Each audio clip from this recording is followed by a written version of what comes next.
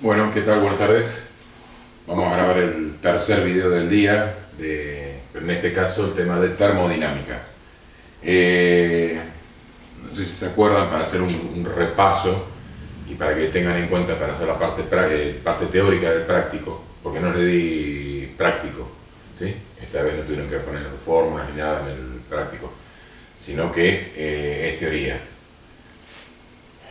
Vamos a repasar dos conceptos fundamentales de termodinámica, que lo vimos en la primera clase, que uno era calor y temperatura. ¿Se acuerdan que les pregunté si ustedes podían diferenciar lo que era calor de lo que era temperatura? ¿Sí? Escuché varias definiciones diferentes, todos estuvieron más o menos bien. El único tema que no tenían la definición perfecta y se habían equivocado en algunos términos, pero realmente bien, tenían un saber previo muy importante. Entonces, vamos a tratar de repasar esto, lo que es calor, lo que es temperatura y las formas de propagación de calor. ¿Estamos? Cuando hablamos de calor, yo les había comentado que los físicos lo definen como energía en tránsito, ¿sí? El calor es una forma de energía, como la química, como la energía eólica o como la energía cinética. Es una forma de energía. Y la energía, acuérdense, es la capacidad que tiene un cuerpo de realizar un cierto trabajo.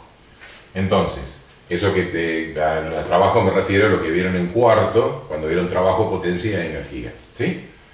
Entonces, calor es energía en tránsito. Ahora vamos a dar un ejemplo para que ustedes lo redondeen la idea.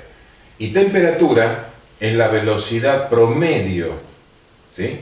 O la energía, la medición de la energía cinética de las moléculas de un cuerpo. ¿Qué significa? Cuando existe más temperatura en un cuerpo, quiere decir que hay más energía cinética o velocidad de movimiento de las moléculas de ese cuerpo, ¿sí?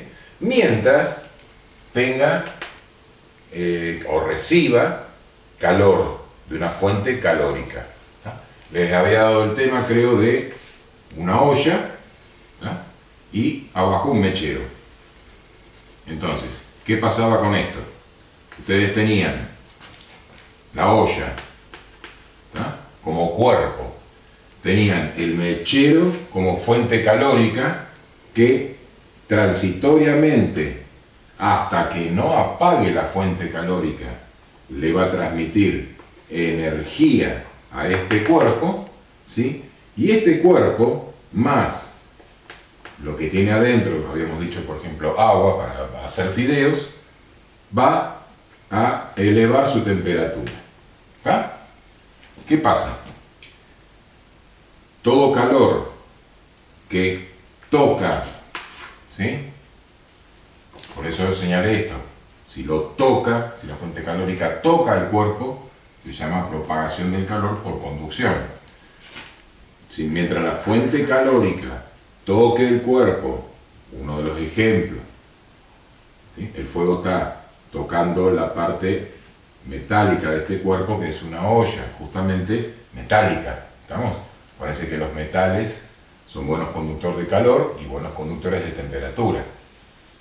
Lo toca, se eleva la temperatura de este metal, porque sus moléculas comienzan a vibrar mucho más rápido de lo normal, porque están recibiendo calor, ¿sí? Y por lo tanto, el cuerpo y lo que está adentro, lo que contenga, eleva su temperatura.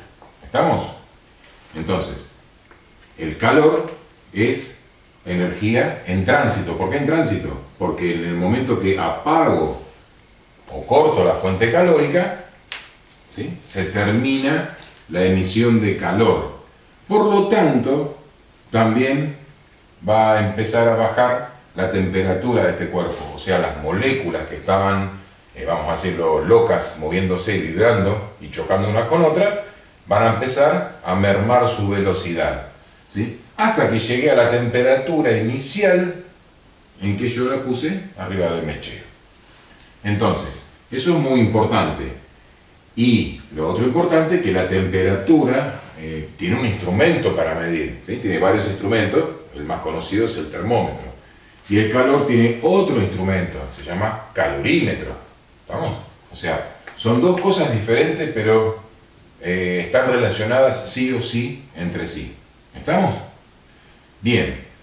Ahora, ¿de qué forma se propaga el calor?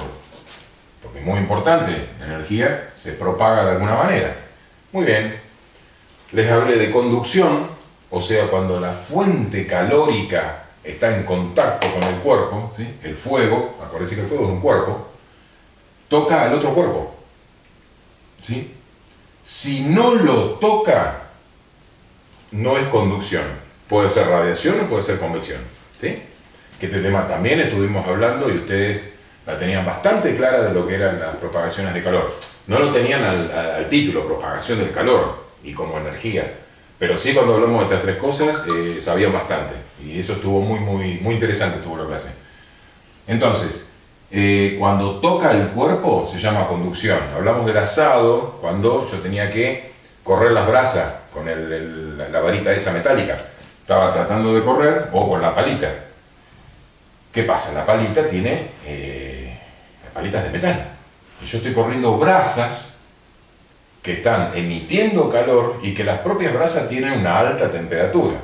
Entonces, cuando pongo el palito de metal o lo que ponga para correr las brasas, que sea de metal, por supuesto, que sea buen conductor de calor y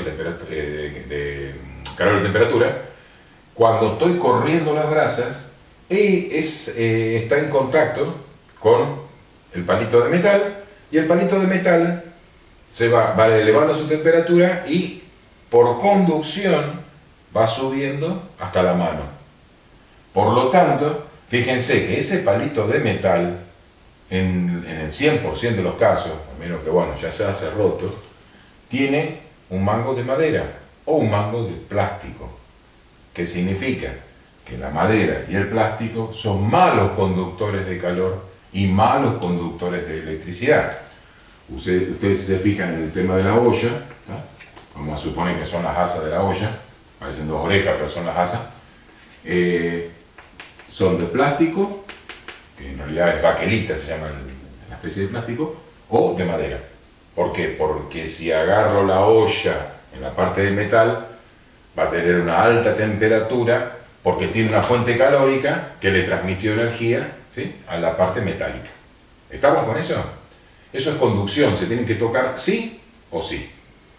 En el tema de la parrilla, volvemos, está la parrilla propiamente dicha, las brasas abajo, y cuando pongo carne, pollo, lo que sea, que lo apoyo sobre los hierros de la parrilla, la carne esta, una de las cosas por las que se va a cocinar es por conducción, porque está tocando la parrilla, y la parrilla ya tiene una temperatura, y al tener una temperatura por las brasas que estaban abajo, está emitiendo calor y elevando la temperatura de la carne. ¿Está? Después la damos vuelta y después ya sabemos lo que hacemos. ¿Está? Bien, eso es por conducción. Después hablamos de radiación. Era otra forma de propagación del calor, donde los cuerpos no se tocan. Entonces, cuando hablamos de radiación, ustedes lo primero que me dijeron, ¿sí?, fue el Sol. Y muy bien, el Sol emite radiación electromagnética en todas las longitudes de onda y eleva la temperatura, vamos a poner el caso de la Tierra, si no, no habría vida, eleva la temperatura de la Tierra por radiación. ¿Estamos? O sea, excita a las moléculas y hacen que se muevan y aumenten su velocidad por radiación. También la brasa que está en la parrilla cuando está al rojo, ¿sí?, porque de día no se ve, pero a la noche se puede apreciar que la leña está al rojo, esa brasa está emitiendo radiación y por medio de la radiación pasa todo este espacio, llega a la parrilla y eleva la temperatura del hierro de la parrilla por radiación. ¿Estamos? No por conducción. Por conducción es la parrilla con la carne porque se están tocando los cuerpos. Antiguamente había unas estufas a cuarzo, ¿sí?, que uno prendía las velas y se ponían en rojo. ¿Y cómo calentaban el ambiente? Por radiación. ¿Estamos? Entonces, en radiación y en convección no se tocan los cuerpos, sí en conducción. En la parte de convección habíamos hablado de el calefactor, que estaba a una cierta altura del piso, más o menos 10-15 centímetros, ¿sí?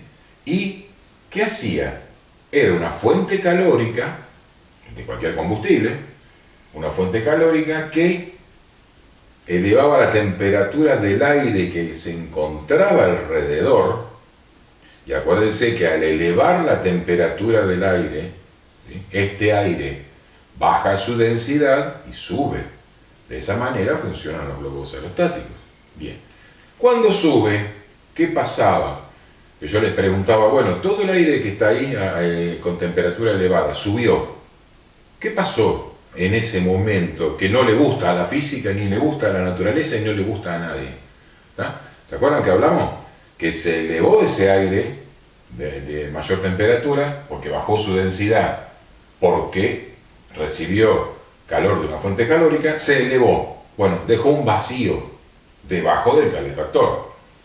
Como a la naturaleza no le gusta el vacío, lo que hace es tratar de llenar ese vacío. ¿Con qué lo llena? Con aire a menor temperatura, ¿sí?, que se encuentra en la habitación. Teníamos el suelo, el calefactor, todo este aire, ¿sí?, que fue elevado, subió. Por supuesto, hasta el techo, ¿sí? ¿Qué pasa? Acá se produjo un vacío. Entonces, el aire de menor temperatura que viene de la puerta, que viene de algún lado viene, entra acá en este hueco, ¿sí?, y trata de cubrir el vacío que produjo el aire que subió. Entonces, ¿qué pasa? Cuando entra acá, eleva su temperatura y vuelve a subir. Bueno, y de esta forma, ¿sí?, entrando y subiendo, fíjense que se va a formar, ¿sí?, esto, que se llama ciclo convectivo. Entra aire a menor temperatura, eleva su temperatura porque hay una fuente calórica que es el calefactor, y sube. Acuérdense, no sé si ustedes se han dado cuenta, cuando están en una habitación y prenden una estufa y tienen frío, cuando levantan la mano van a notar que el aire de mayor temperatura como que empieza, ¿sí?, a bajar. ¿Por qué? Porque este ciclo convectivo cada vez se hace más chico. Porque el aire caliente que subió, digo caliente y frío que está mal dicho, pero para que se entienda, ¿sí?, el aire caliente que subió fue ocupando todo el espacio de la habitación. Y de esa manera se puede elevar la temperatura de una habitación. Y también hablamos que el aire acondicionado jamás puede estar acá abajo. Siempre tiene que estar arriba. ¿Está?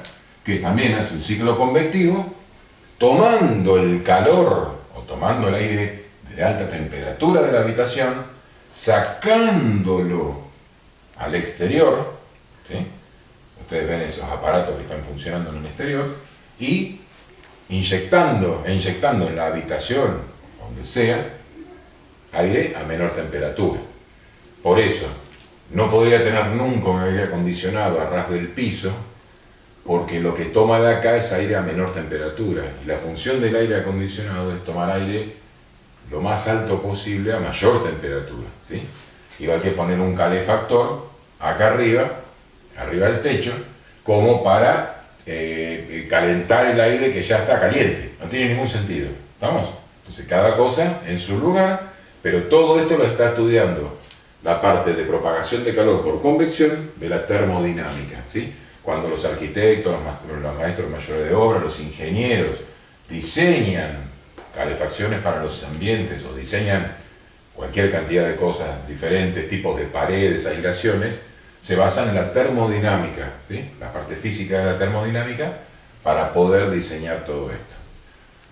Bien, esta es la primera parte que vimos de termodinámica.